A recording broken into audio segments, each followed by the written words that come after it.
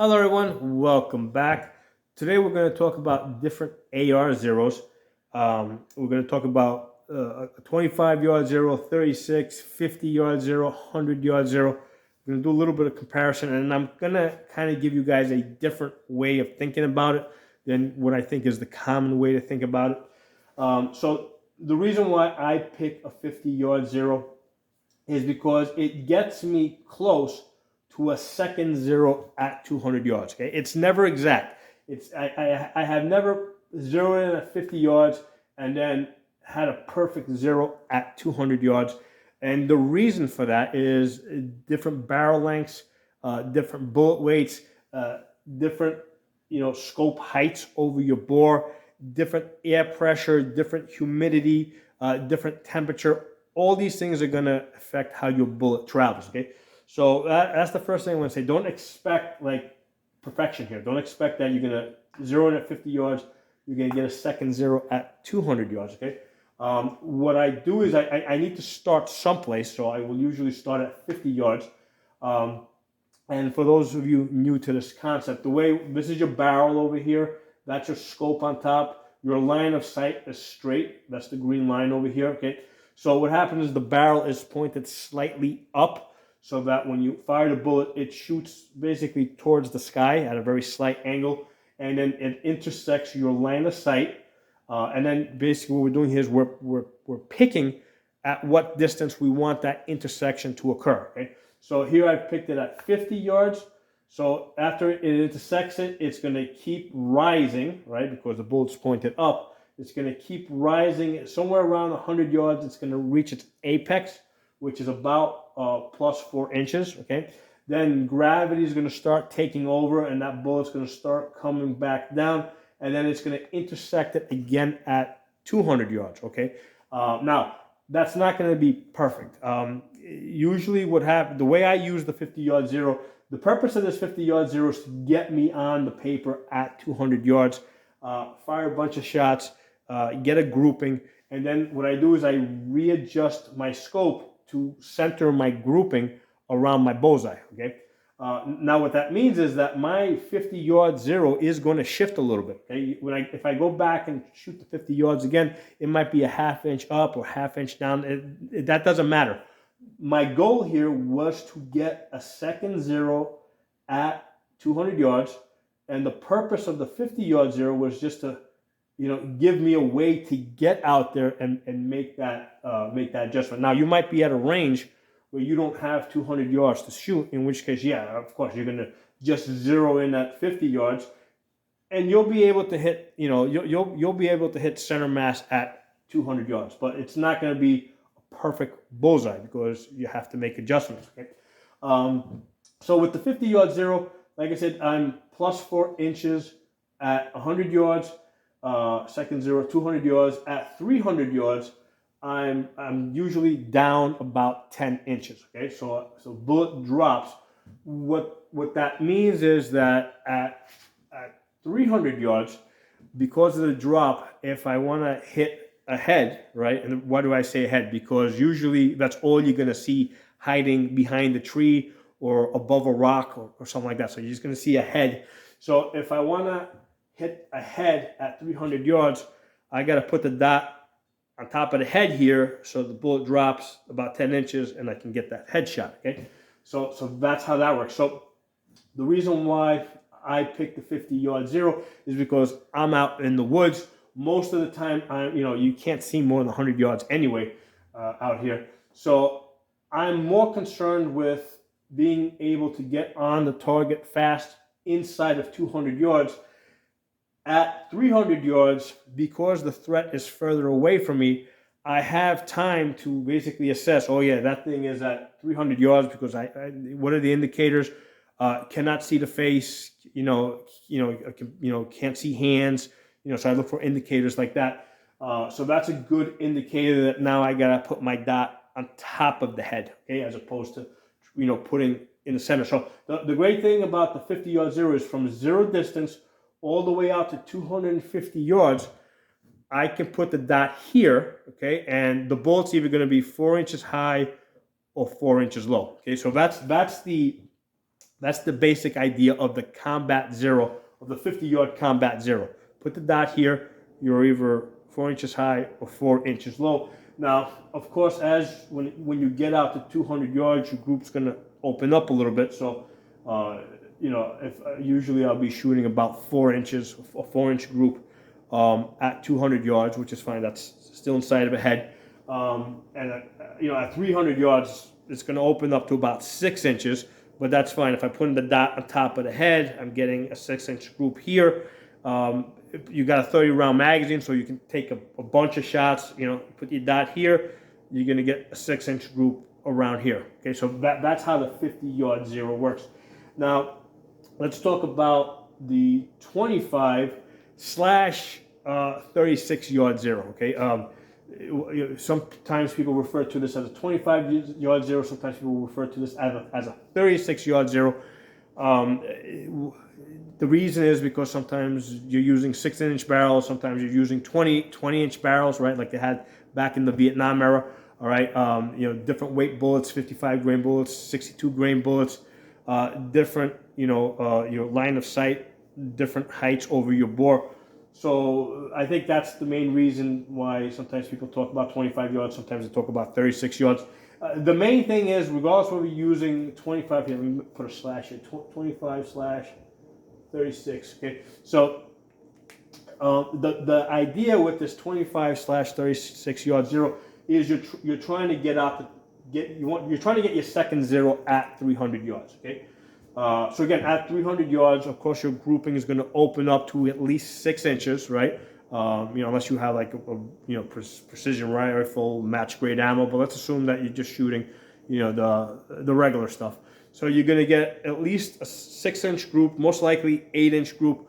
So you want the center of that 8-inch group to, come in at 300 yards around your bullseye. Okay, so you're going to use either one of these zeros. Doesn't matter whether you start off with 25 yards, 36 yards, 30 yards. It doesn't make a difference.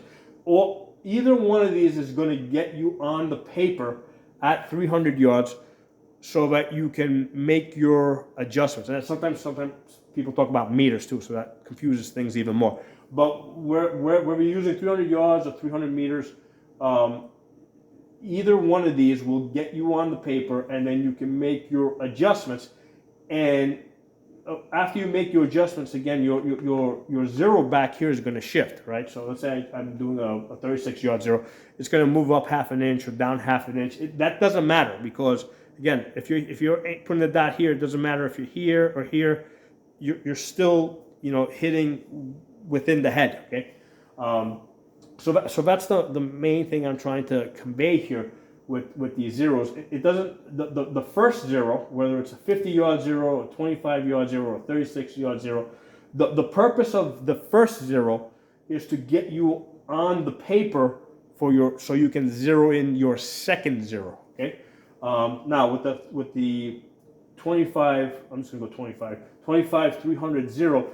The barrel is pointed up at a more aggressive angle, right? So, because of course your zero is a lot closer. So what that means is at 100 yards, you're going to be about 10 inches high, right? So because you're 10 inches high, if I've got that 25-yard zero, I have to put my dot here so I can hit here, okay? Right, because you're high. So this makes a lot of sense if you're out in the desert, right? So if you're out in the desert, in that type of environment, you can expect that you're going to be engaging at longer distances because you can see further, right? So what's going to happen is you're either engaging at further distances or you're doing CQB work, in which case, so you're concerned with really close or far away. You're less likely to be engaging at the medium 100-yard distances, right? Whereas where I'm at in the woods, I'm not likely to be engaging at 300 yards because I can't see past 200 yards. Sometimes I can't even see past 100 yards. So that's why I use the 50-yard zero. Okay? Out in the desert, I'm more concerned with getting that second zero at 300 yards. And it doesn't matter whether you use 25 yards or 36 yards. I think if you're using a 20-inch barrel, you go with 25 yards. If you're using a 16-inch barrel, you go with the No, or is it reverse? I think if you, hold on, I don't know. I don't use it, so I don't know. But you're going to have to experiment with that. That's something that you're really interested in. If you're using a 16-inch barrel, you're going to have to use one of those. If you're using a 20-inch barrel, you're going to use the other number, okay? And if you're not sure, like I am not, I would probably split the difference and go to 30 yards, okay? I would probably shoot 30 yards, okay? So I can get on the paper at 300 yards, right? And it will get me on the paper, right? It might be the very bottom of the paper, or the very top of the paper, but it'll get me on the paper. And then I can adjust to center my group around my bullseye at 300 yards, and then wherever that ends up readjusting back here, it doesn't matter. What does matter is with the 300 yard zero, I gotta know that my apex which is around 100 yards, right? Somewhere between 100 and 125 yards. But around 100 yards, I'm going to have my apex, and I know that's going to be about 10 inches high, which means that I got to put my dot below the chin in order to get a headshot, okay? So that's the important thing to know with this 300 yard zero. And like I said, if you're in the desert, this makes a lot of sense. I'm not in the desert, so this doesn't make any sense to me. If I was to move to the desert, I would definitely use that. But since I'm in the forest, that's what I'm using. I'm using the 50 yard zero. I'm only 4 inches high at 100 yards, which is the distance that I'm most likely to be engaging at. Put my dot here. I'm hitting up here somewhere. Works great. The 100 yard zero, okay, is typically what's used with a precision rifle or a precision scope, right? So you can take an AR, you can put a scope on it that has like turret dials. Okay, and what you would do is you would zero that in at 100 yards, and then basically if you're shooting at 200 yards, you go 1 click up, 200 yards, two clicks up, 300 yards, 3 clicks up, 400 yards, 4 clicks up. I'm oversimplifying, okay, but you would know at different distances what adjustments you need to make, and then if you've got wind, right, you figure out what your wind is, and then you also make windage adjustments left or right. For the wind, okay? So with something like this, you're definitely engaging at further distances. So now you've got time to figure out all these things, make all these adjustments on your scope, okay? So that makes sense if you're shooting, 300 yards plus. If you're shooting at closer distances, usually on these scopes, there's a button that you push that automatically brings everything back to the base, which is 100 yards, and then this way you can just do, put your crosshairs on the target and just shoot, because sometimes you might need to do that, okay? So those are the fancy, smancy scopes. So that's something that you would zero in at 100 yards, okay? I don't use a scope like that. For my distance shooting, I use a scope that has an ACSS reticle, which has yardage markers on that, so that's the way I usually shoot at distances, but in fact for that I do zero in at 100 yards, right? So if you watch my videos I got a primary arms 1 to 8 scope. I also with the red dots I have the like the 503G ACSS, which is also has that bullet drop compensator. With those scopes, I zero in at 100 yards, and I use the markings on the scope to to figure out where I need to be at different distances, okay? But with a standard red dot, because I'm in the woods, I use 50 yards. If let me not even call this 50 yards, let me call it 200 yards, because this is the number that really matters, right? The 200 yards here. If I was out in the desert, I'm more concerned with the 300 yards, and that is gonna fall somewhere between 25 and 36 yards, wherever it goes, it goes. All right, so I hope this was useful to you guys. And again, the main thing here is that I was trying to convey is that don't concern yourself so much with what your first zero is. Be more concerned with what your second zero is. The purpose of the first zero is to get you to your second zero. But it is convenient if you're at a range where, let's say, you want to be at 300 yards, but you don't have 300 yards to shoot, right? Because let's say you're let's say you're planning to travel someplace where you will be shooting at 300 yards. But yeah, you know, it makes sense to zero in at 25 yards. So when you get to the other place, you can, you know, you can fine tune this for, you know, for the 300 yards. Okay, so hope you guys enjoyed the video. Any comments, put them in the comment section. Make sure you guys are following me on my uncensored platforms. I have Odyssey, channel name over there is Pocono Tactical, and I'm also on Rumble over there. I am Pocono Guns. I'm also Pocono Tactical on Gunstreamer and HugeTube. And on YouTube, I also got Absolute Guns, Pocono Shooting, and Safa. So I'm all over the place trying to stay ahead of the censors. I'll talk to you all soon. Oops, hit the camera. Yeah, let me give you guys a zoom in case anybody wants to take a closer look at that.